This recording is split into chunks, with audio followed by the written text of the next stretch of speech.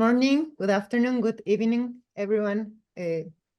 We are really happy to continue these conversations with women in the International Women's Day.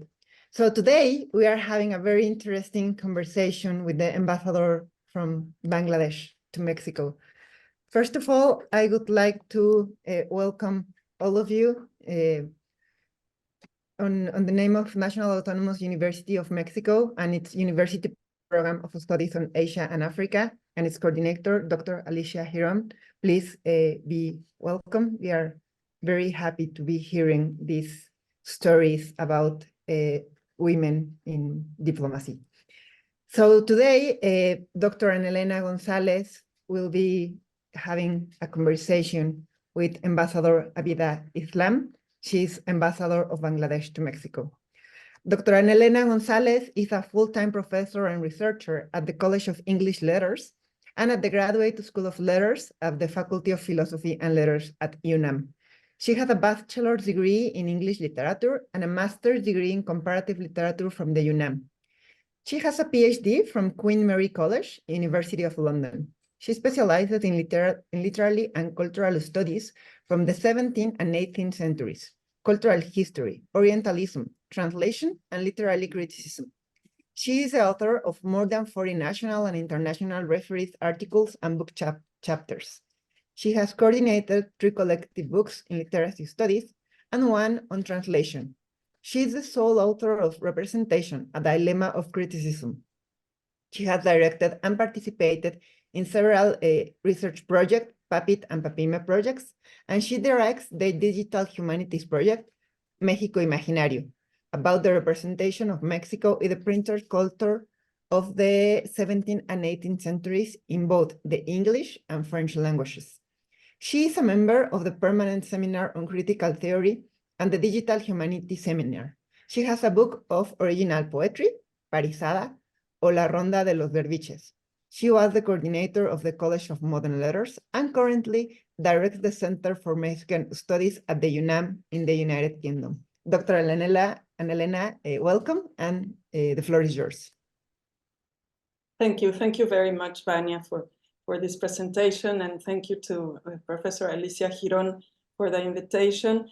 It is always a pleasure to collaborate with UNAM's program for the study of Asia and Africa with such wonderful initiatives such as this to establish dialogues with different ambassadors.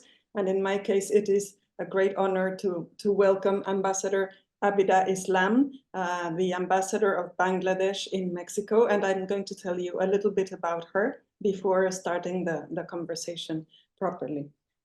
She is a career diplomat, and she joined the Bangladesh Foreign Service in 1995.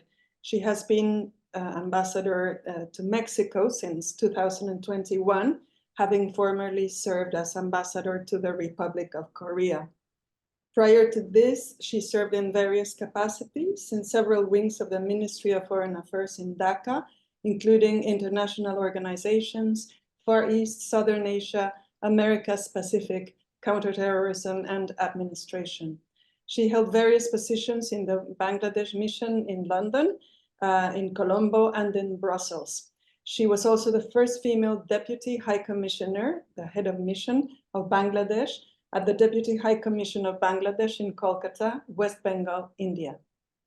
Abida Islam has represented Bangladesh at various international conferences, seminars, and summits on diverse issues.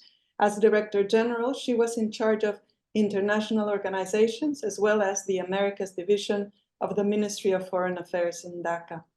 She obtained a master's in social sciences, sociology, from the University of Dhaka, and another master's in foreign affairs and trade from Monash University in Australia. She has received numerous awards and distinctions, such as the Order of Rio Branco from Brazil, from the government of Brazil, the Proud Ambassador Award from NDN News and Seoul City Magazine of the Republic of Korea, a recognition plaque from the Korean Importers Association, and Ambassador of Friendship 2020 Award from the Korea Cultural Friendship Association and Seoul City Magazine. It is an honor to have you here with us, Ambassador. And there are many things that we wish to know from you and from your country, the country you represent, but especially regarding women and girls, young girls. No? So the first question I would like to ask you regards the economic empowerment initiatives that the Bangladeshi government may have implemented in order to stimulate women to pursue careers in diplomacy and international affairs. Are there any economic initiatives? Thank you for your question. Good morning, esteemed guests, members of the faculty, and dear students. I extend my heartfelt gratitude to Asia and Africa Studies at UNAM, particularly Coordinator Professor Alicia Hiron, for the gracious invitation to this event, Feminism in the Global South, Challenges and Opportunities, commemorating the International Women's Day 2024. And it's a privilege to engage in today's discourse on feminist movements for women's rights and equality in Bangladesh. I extend special appreciation to Dr. Elena González for her adept moderation. Ladies and gentlemen, before addressing Ms. González's query, I would like to highlight Bangladesh's remarkable journey towards women empowerment.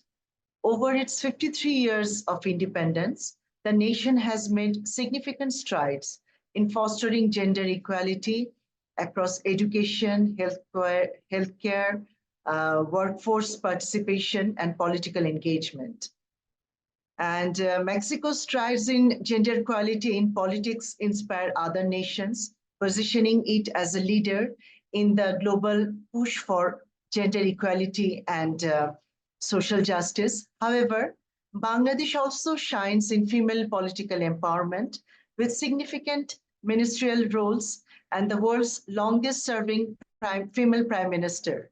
Despite making 7th globally in women's political empowerment, challenges persist in achieving full gender parity in parliamentary representation and cabinet portfolios. Bangladesh's constitution since 1972 has institutionalized women's political rights, yet cultural and institutional barriers remain, demanding ongoing efforts to foster inclusivity in politics. When considering careers in diplomacy and international relations, economic empowerment initiatives are vital for promoting gender equality and enhancing diversity. Bangladesh has demonstrated significant progress in this area with targeted efforts to empower women to pursue professions historically dominated by men. However, Bangladesh has yet to adopt a focused policy solely dedicated to encouraging women to pursue careers in diplomacy and international relations. Nevertheless, a substantial number of female students are studying international relations in various universities across Bangladesh. Despite the absence of a specific policy, the growing interest and participation of women in this field indicate a promising trend towards greater gender inclusivity in diplomatic and international arenas. More women are now joining the Foreign Service in Bangladesh compared to 2 or 3 decades ago when we joined the Foreign Service. In terms of education and training programs, Bangladesh prioritizes education as cornerstone of empowerment, and tailored education and training programs are offered to equip women with skills and knowledge necessary for diplomatic careers.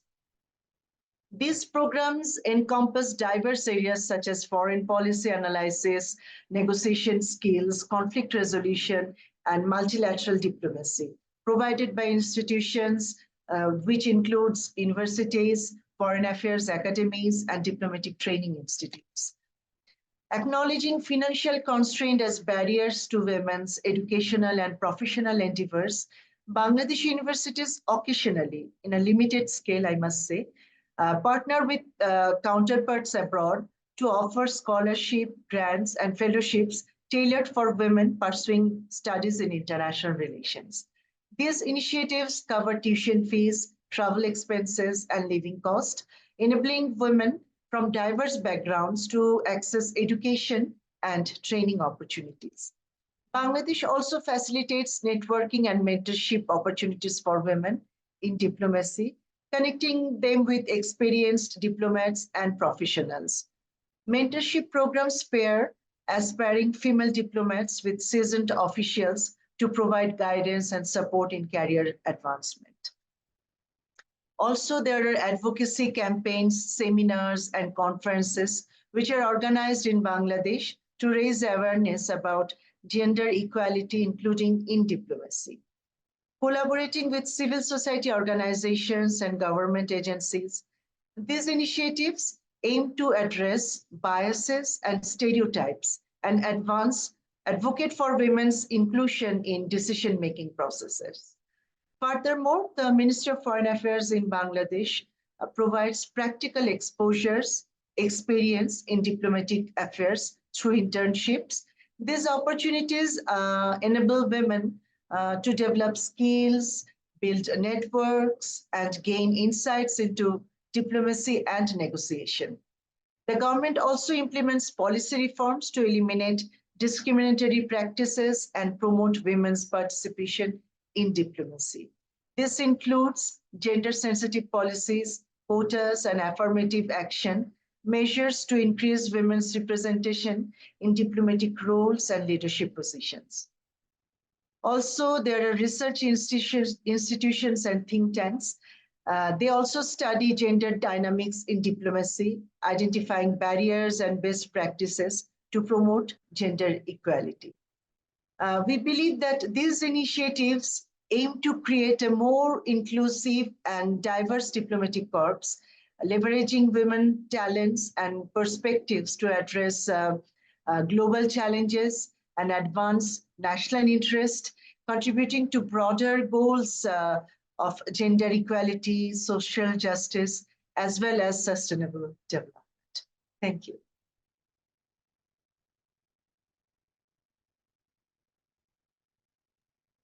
Thank you very much, Ambassador. It sounds really interesting, and it reveals that the government has done a lot. Well, the government and different instances, not like education and other initiatives have been pursued and for this very, very necessary goal that we are all aspiring to. The second question refers precisely to education. How has education played a role to prepare women for leadership positions within diplomatic circles? Because one thing is an entry level of inclusion, but the other is reaching the highest echelons of diplomatic activity. Of course, education is very important, and like other countries in the world, in Bangladesh as well, education plays a vital and pivotal role in empowering women and preparing them for leadership positions within diplomatic circles. Although historically the nation faced gender disparities in education, concerted efforts have been made to bridge this gap, and it resulted in significant progress over the years. For instance, access to education, Bangladesh has made substantial advancement in improving access to education for girls and women.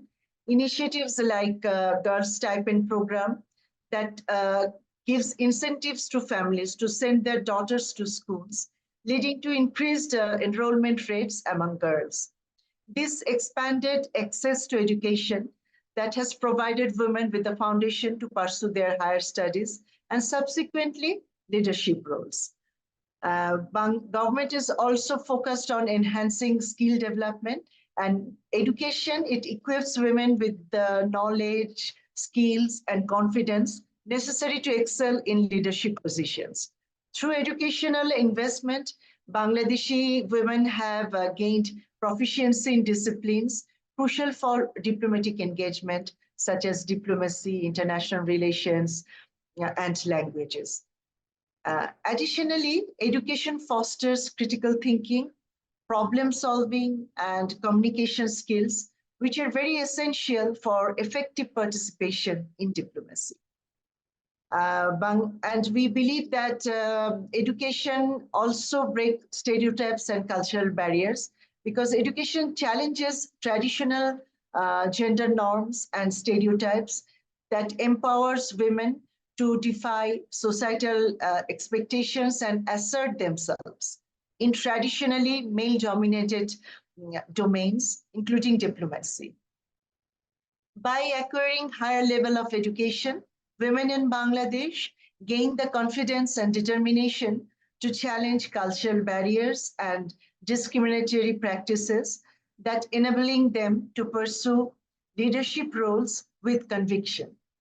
Education also provides women with valuable networking opportunities, critical for advancing in diplomatic careers. Universities and educational institutions serve as platforms for women to build professional connections, engage with mentors, and access resources, facilitating their entry into diplomatic circles. Networking also enables women to navigate the complexities of international relations and diplomacy, opening doors to leadership roles.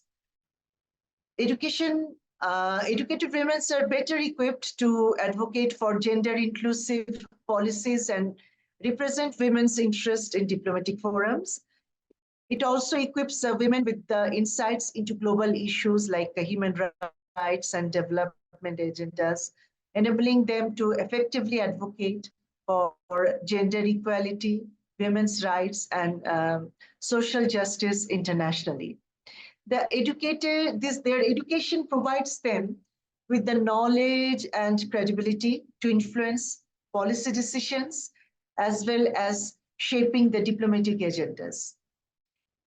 Educated women also serve as role models and inspiration for future generations of women leaders. By breaking the barriers and ascending to leadership positions in diplomacy, they inspire other women to pursue education and aspire to leadership roles. These role models create a ripple effect, fostering a culture of empowerment and leadership among women in Bangladesh and beyond. Therefore, education has empowered women in Bangladesh for leadership roles in diplomacy by increasing their access, developing their skills, breaking stereotypes, facilitating networking, enabling advocacy, and providing role models.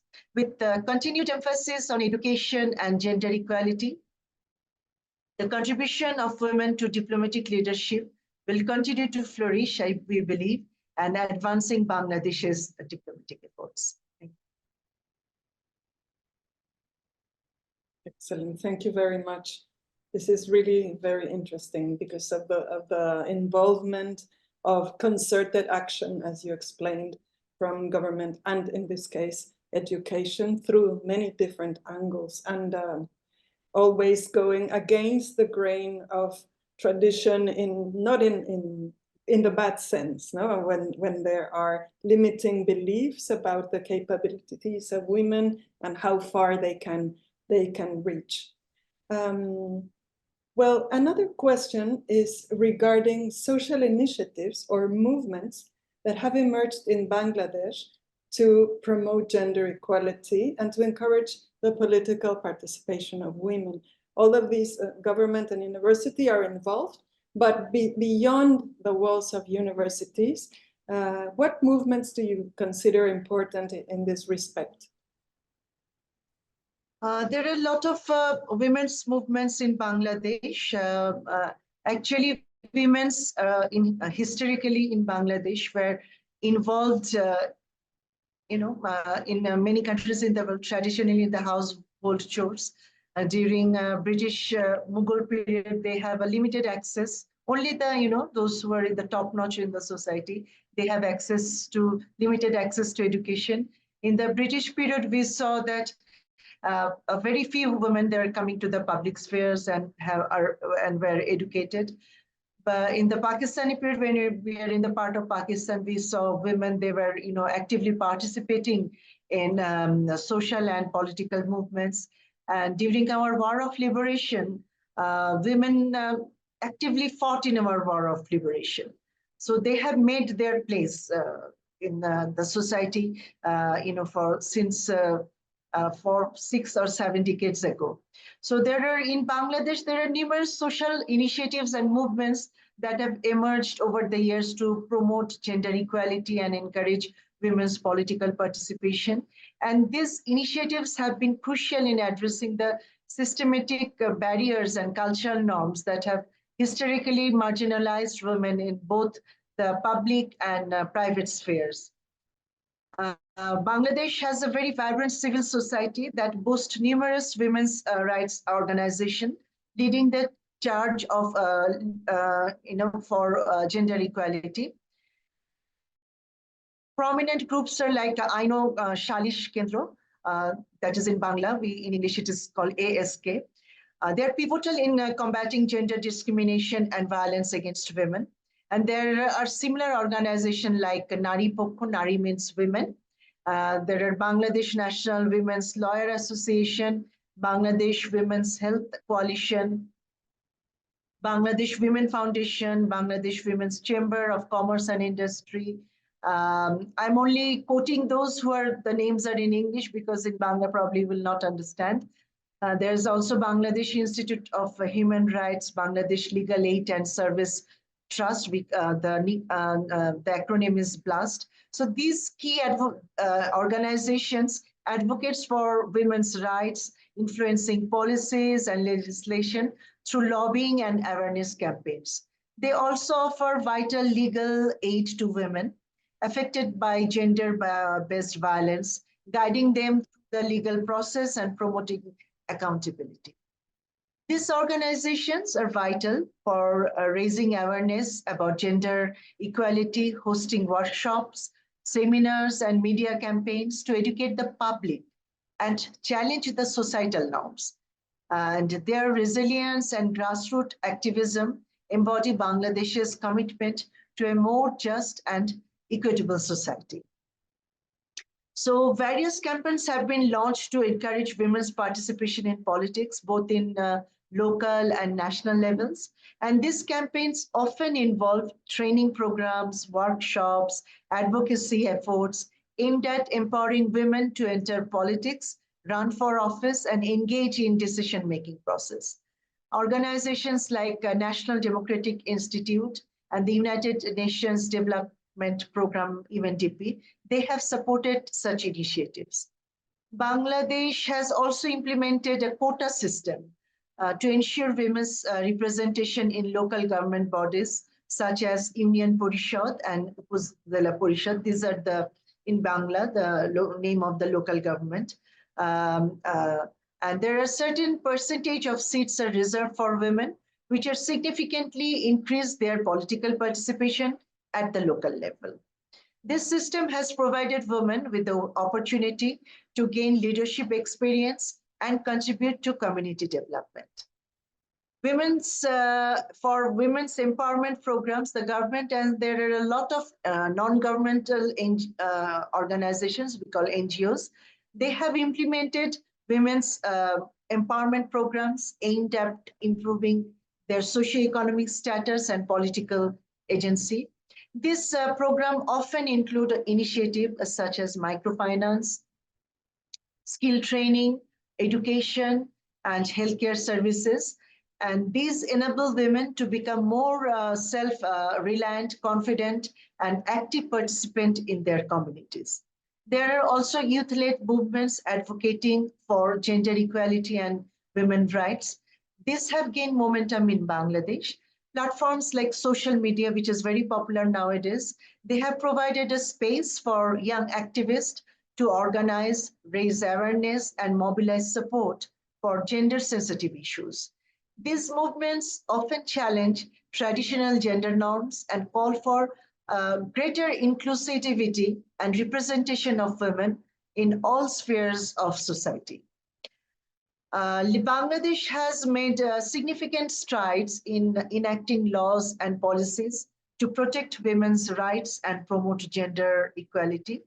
Reforms have been made in areas such as marriage, inheritance, domestic violence and sexual harassment to provide better legal recourse for women who are facing discrimination as well as abuse. A good number of organizations have been instrumental in advocating for these legal reforms. Legalization empowers women to combat gender-based violence and protect their rights and safety.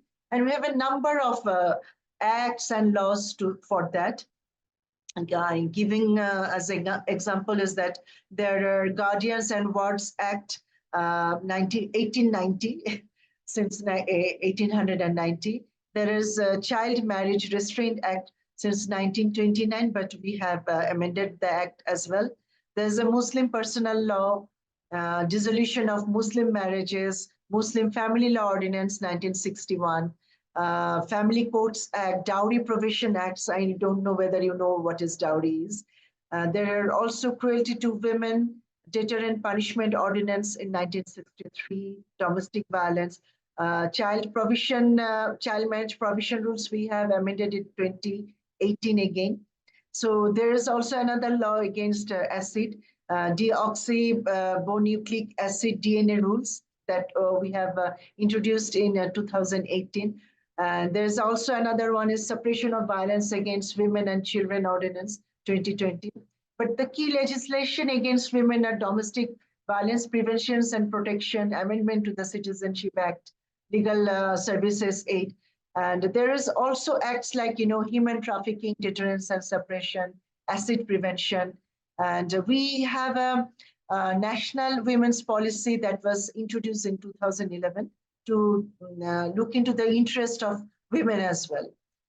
And there are various organizations that offer leadership training programs tailored specifically for women who are aspiring to enter politics or take on leadership roles in their communities.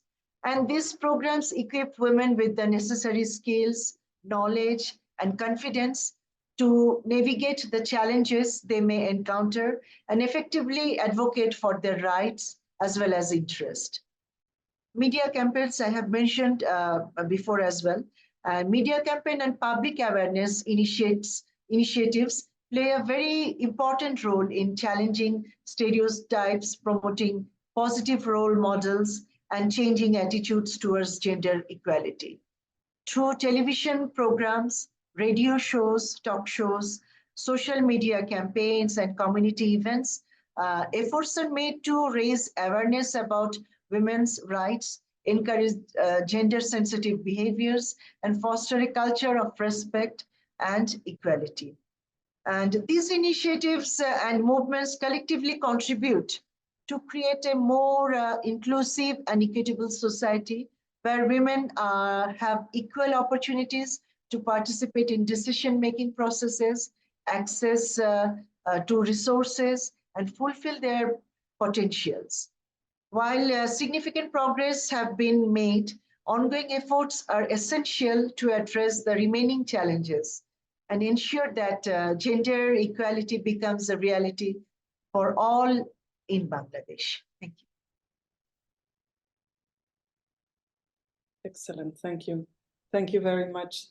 Such a diverse ways of approaching the need that we have for inclusion and creating an equitable society. So it sounds like a very well orchestrated, very well organized effort from many different fronts, which is a big challenge, especially with for countries with a large population, such as Yes. Bangladesh and Mexico. No? Yes. This is a more personal question, Ambassador. How do you yourself live this? How do you inspire young girls to pursue diplomatic careers or around you to your job, your diplomatic job around the world surely encounters young women and girls that may benefit from your own experience. Is that the case? Thank you for your questions. In Bangladesh, the landscape of diplomacy, it has undergone significant transformation over the past 5 decades. Our first female diplomat, she joined the Ministry of Foreign Affairs in Bangladesh in 1972, immediately after the independence. And it marked a pivotal moment in the country's diplomatic history. And this groundbreaking journey continued and gained significant momentum in the mid-90s, when the 1995 intake of career diplomats comprised 25% women, including myself. That was the first time. Before that, it was only probably in a batch of 7, there's only one female diplomat, 1 or 2. Ms. Mahmouda Haq Choudhury, she was the country's first female ambassador in 1996. And when I commenced my diplomatic voyage more than 28 years ago, the representation of women in this field was notably scarce. There was a huge encouragement from my father, a member of Bangladesh Civil Service, but it was tempered by caution from his peers in the Foreign Ministry, who warned the demanding nature of diplomatic life, because when they heard that I have joined the Foreign Service, before joining, they told my father that it's a very demanding service, and please caution your daughter that she may join other employment services or cadres. We call them cadres. There's different branches of the civil service. We call them cadres. Other cadres of the Bangladesh Civil Service, because she is married and she cannot cope up with that demanding nature. Because, of course, and they were right, because this profession often demands working beyond conventional office hours. There are unpredictable schedules and occasional weekend obligations. And when we joined the Foreign Service, we heard tales of our predecessors who departed the ministry because of this challenging nature of this profession. And at that time, it was not uncommon. Nevertheless, a notable transformation has taken place today, evidenced by a significantly more balanced gender ratio among new recruits. And this shift underscores women's growing readiness to confront the intricacies of diplomacy and undertake multifaceted roles. Moreover, women are venturing into professions such as police, medicine, defense, journalism, business, politics, and many more, which are share similar demands and complexities, even more in some cases. Inspiring girls to pursue ambassadorial careers, it necessitates addressing both the allure and the challenges of diplomatic life, because we only see the fulfillment part, the rewarding part of diplomacy, but it comes with its share of demands. Among these challenges is the frequent relocation experienced by diplomats, impacting family life and children's education. In Bangladesh, diplomats typically relocate every 3 years, and it requires adaptation to new culture, educational system, and social environments. This upheaval can create feelings of isolation, depression, and disconnection. And recently, we see a lot of our children, our colleagues' children, they're going through depression because they cannot connect with any place. They don't belong to anywhere, not their country of origin or all the country where they're posted now. So it is a kind of a difficult stage, not only for the parents, but also for the children.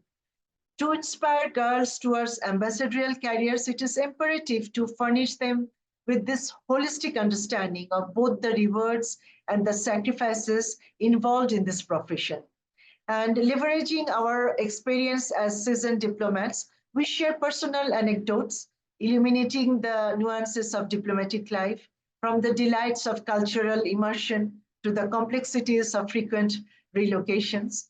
By providing insight into these facts, we believe that we empower the girls to make an informed decision about their career paths. And through the implementation of these strategies, we not only inspire and empower Bangladeshi girls to pursue ambassadorial career, but also contribute to cultivating a more inclusive and diverse future for diplomacy.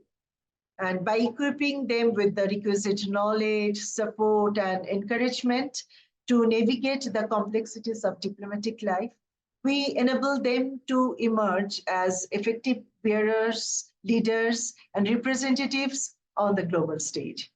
And through mentorship, education, and awareness building endeavors, we lay the groundwork for a new generation of diplomats poised to enrich the diplomatic landscape and foster global cooperation and understanding. Thank you. That is fantastic. Thank you very much, Ambassador. I think, Vanya, that we have time for some more conversation. Well, yes, there are several ideas that come to mind, but one that I would like to address is regarding the education of young men, because this equitable society requires the participation of both men and women. So can you tell us a little bit about the sensitization of men, or the re-education in a way of men towards trying to diminish at least the reaction that your father's colleagues had, saying, no, she cannot do it because she's a woman, and men also need to be sort of trained in. Actually, when we joined the Foreign Service 28 years ago, at that time there was not a proper restroom for women because there were very few women, and we were in our batch. There were 4 women in a group of 16, so it was 25% of women for the first time joined the Foreign Service. So after we joined, there was a proper restroom and everything, and I thought that, like, our first impression was that our, senior colleagues, they were also a little bit puzzled how to deal with, a bunch of women. But I think with more women joining the Foreign Service, the culture gradually changed. But we didn't feel any kind of discrimination during work or any places, the Foreign Ministry. And they were quite supportive. They're very supportive to our work, and the working environment, I must say that was excellent. But the problem was, if your family is not supportive, that may create problem, because in foreign affairs, you cannot leave the work for next day. Some works has to be done immediately. And you have to, like journalism, if a news is, is created somewhere, you have to go and immediately address that. It's the same with the Ministry of Foreign Affairs as well. If something is happening, you have to address that immediately. You cannot wait for the next date and the next office hour to come. So sometimes it creates, inconvenience for your family members. And if you don't get the support from them, then it is kind of difficult. But I must say that I was very lucky since we have an environment of, of bureaucracy in my family, because my mother, she was a worker, she was an NGO worker. My father was in the civil service. So already I had the environment in my family, and also in my family of my, in my husband's family, I also had the same. So I had a very conducive environment, but there are families who don't accept that kind of, schedules, and they want like of a regular schedule for their, daughter-in-law, 9 to 5 or something. And teaching profession may be the best for the women. It used to be like, that was the traditional belief in Bangladesh, because it is from 8 to 3 or 3:30, especially for the school or the colleges. And after that, you have time to take care of your family, your children, your husband, all this stuff. But that notion has changed dramatically. And as I told you that in Bangladesh, though we are a Muslim-dominated country and over 90% of our population is Muslim, you'll see women are working everywhere, in defense, in of course, in bureaucracy, they're becoming, also they're, pursuing non-traditional professions. They're becoming mountaineers, they're riding bikes, they're, involved very much in sports, in footballs, in cricket. You'll see women everywhere. So I think that over the years, that perception of the society has changed, and now they're accepting women in all types of, professions and roles. Because more than 50% of our population is women. We are a population of more than 170 million in a very small geographical area. And if we don't have women in different professions, then we cannot have a development which will be sustainable. We cannot have socioeconomic development. You cannot lock them, more than 0.5% of your population inside the house and expect that your country will go or advance or progress. So I think that also the demographical factors also contributed to change the perception of the society. Thank you. Thank you very much. Yes, this makes me think of the caring professions that are normally ascribed or associated with women, such as nursing or looking after the elderly, teaching. You mentioned teaching as well. And they say that in order to transform the way things are working, we need to reevaluate those professions that are very crucial for the safeguarding of society in general. And they're usually thought of as second rate or not important enough, low salaries, etc. No? And this also reminds me of another big topic of our time, which is sustainability, no? Ecology and sustainability, and the feminine approach to the preservation of resources and all that has been very significant, coming from Southeast Asia in particular, and the resources that you have in Bangladesh, I suppose, like rivers, no? Rivers that are undergoing cleaning and a revival in that sense. I don't know whether you can tell us a little bit about the landscape and the role of women in recovering those areas. Landscape and role of women covering? Sorry, can you say the question again? Like ecological rescue, and if women have participated in that, but in general, because in some countries, this ecological rescue and sustainability is connected to women suddenly coming into prominence and acting in ways that are different from the exploitation of resources, of the land, of trees, and that sort of thing. I don't know whether this rings a bell or... Yeah. Bangladesh is one of the largest delta in the world, and we have more than 300 to 400 rivers crisscrossing the whole country. And sometimes there is a saying in Bangladesh that women are like the rivers in Bangladesh. They are very simple and go along with, very easy to go along with. Women have been, from traditionally, they were involved in agriculture, and more women are now involved in agriculture. Historically also, whenever we are a rice-eating country, so when there is a rice cutting ceremony and everything, women used to help the men and help them drying the rice, and they work in the husking mills, to shaping the rice and everything, and they were very much involved in that.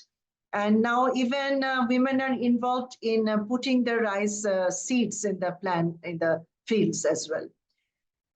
You can see that lots of women with microcredit and everything, they were also involved in agricultural production of different things and earning their livelihood with that. They're making, producing vegetables, we will, different kind of fruits, passion fruits, seasonal foods, so that women are very much involved with the agriculture traditionally and at present as well. Because there is since Bangladesh is a traditional society, people wants to go for government jobs. But the thing is that we don't have that much of vacancy for everyone in the government job. So they're pursuing small and medium enterprises that gives them, kind of financial empowerment. So in that case, agriculture comes first. And now what women are doing is that they're making, bringing out fibers from banana leaves. We, like Mexico, we also use fibers from jute plants. And they make saris and different things with that to diversify the products. And we see a lot of women there planting trees to save the environment. But what we see that Bangladesh is also a climate vulnerable country, and we are amongst the 10 most climate vulnerable countries in the world. When there is a climatic disasters, we see women, they were suffers almost most, because with their children, with the livestock and everything, there's a kind of more responsibility comes to the women. But we have seen that they have addressed this kind of issues very well, so much. And what I must say that to maintain the ecology, the environment of our township or of our home, I think women plays a leading role. I know that more men takes agriculture as their profession, but in supporting role, we see women's everywhere in Bangladesh, especially in agriculture. Excellent, thank you very much. And Professor Alicia Giron would like to ask you something. Adelante, Alicia. Well, thank you very much, Ana Elena. Yes, I was trying to see a global gender report of the World Economic Forum, and I found that it says in the page 29, is the report of 2023, in page 29 said that Bangladesh has the highest gender parity in Southern Asia. And yes. Bangladesh ranks 59 globally with a score of 72.2. And also it says that the country's trajectory is mostly characterized by continuing progress on political empowerment at 55.2% parity. And Bangladesh ranks 7 globally on this subindex. So, and also it said that it has had a woman head of state for 29.3 years out of the last 50 years since that the democracy has arrived. So I think that these numbers explain why women parity is very important, and also education, because they continue, but I'm not going to read everything. They continue the education. Another thing that I would like to say is that in economy, Bangladesh is one of the example of women economic empowerment, especially by microfinance. And we must remember that Professor Yunus, they gave the Nobel Award. So that was the thing that I would like to say, because we are very happy, Abida, that you, as ambassador of Bangladesh, accept the invitation of our program. Thank you very much. Yes, thank you so much, Ms. Alicia Giron. The microcredit actually transformed women's lives and reduced the poverty in Bangladesh through their access to capital, because microcredit programs, they break barriers for women by offering capital for income generating activities like farming, agriculture, and retail business. And they have economically empowered the women. Women gain financial independence, boosting confidence and decision-making power in their households. And microcredits also lift many Bangladeshi women and families out of poverty, improving their living standards and resilience to economic shocks. And there's a huge social impact of this because participation in microcredit programs makes women more active in their communities. They created fostering their confidence, leadership skills, and social cohesions. And by challenging gender norms, microcredit empowers marginalized Bangladeshi women, inspiring future generations toward economic independence and leadership. So microcredit has been a powerful tool for socio-economic development in Bangladesh, with women at the forefront of this transformative process. Thank you. Thank you very much. Yes, because Bangladesh was an example of women economic empowerment, and especially for Latin America, especially during the 90s and until now, the microfinance program for women is very important. Thank you very much. Thank you.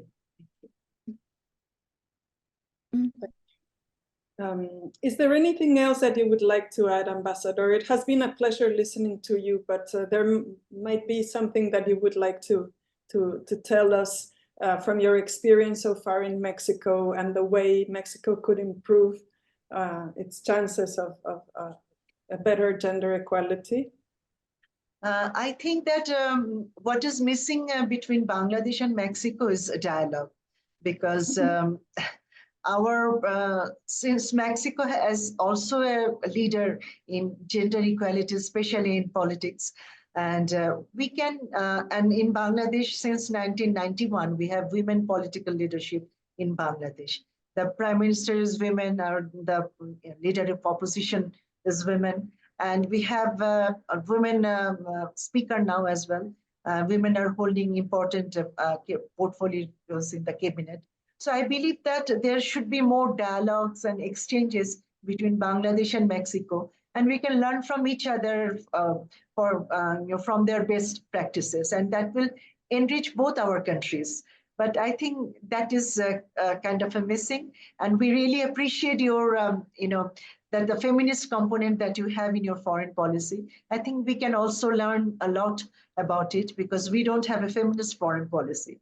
But I think we should have more exchanges, more such dialogues, and we know each other's, best practices and strengths and weaknesses, so that we can advance the women interest in our country as well as in Mexico. Thank you very much. Alicia, would you like to add anything to this presentation? No, well, we have learned a lot, and of course, it's very useful, all these conference, and we will put it in our social nets, and I'm very glad. Really, I learned a lot, and especially because sometimes we don't, we always are in China or in India, but countries like Bangladesh, we just forget it. And I think it was very important that our ambassador of Bangladesh in Mexico accepted our invitation, and then we are going to put it in the nets, and of course also for our students of the Diplomado on Asian Studies is going to be very helpful. Thank you very much, Abima. It's a great honor for me for this invitation. Thank you, Ms. Alicia Hiron, and also Elena and Vania. And if you have any further question, please reach out to me, and I'll be here to, assist you. Thank you so much for the invitation. I'm greatly honored. Thank you. Excellent. Thank you very much. And with this, we are concluding today's conversatorio, today's conversation. In the hope that this is the first of many exchanges between our two countries. We're very grateful, Ambassador, and also thank you to the program, UNAM's program for the study of Asia and Africa for this initiative. And we are on our way to the 8th of March, which is International Women's Day. And this kind of stimulating talk and sharing of the successes that they have had in Bangladesh is very, very inspiring, and we are very grateful to you for presenting this to us. Thank you to everybody who is here with us today, and we'll see you in the next one next week, I think. Yeah. Uh-huh. Thank you. Thank you so much. Muchas gracias. Muchas gracias. Hasta luego. So we hope to see you all next week. Next week, we are talking to the Mexicans ambassadors to Africa. So on February 21st, we will have at 8:30 of Mexico City, Ambassador Leonora Rueda in the Embassy of Mexico in Egypt. And right after her, at 10 a.m., we will have Ambassador Mabel del Pilar Gomez, the Ambassador of Mexico to Morocco. So we're really looking forward to see you again. And again, Ambassador Abida Islam, it was very fruitful to hear your story and the story of the women in Bangladesh. Thank you so much and see you next week. Bye-bye. Thank you. Thank you. Bye. Bye.